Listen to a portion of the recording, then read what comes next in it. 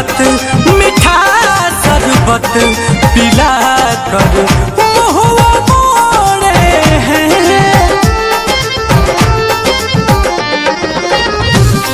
कहूँ किससे मुझे ऐसी राहों पर लाके छोड़े हैं।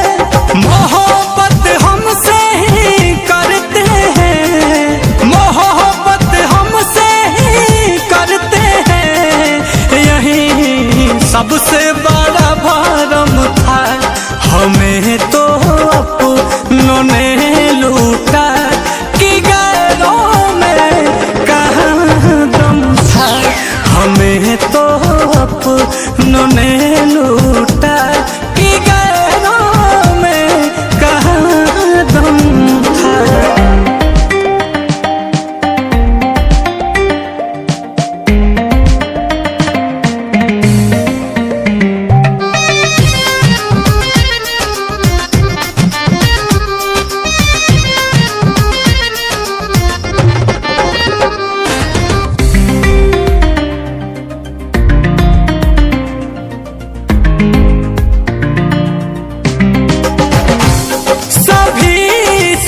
बात बिगड़ी थी उन्हें जब भी अपनाया था।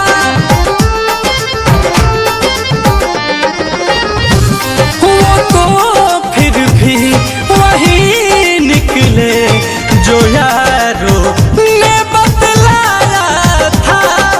रोहित लील कोमल जब टूटे, रोहित लील कोमल जब टूटे, हुआ बारिश झमाझम था।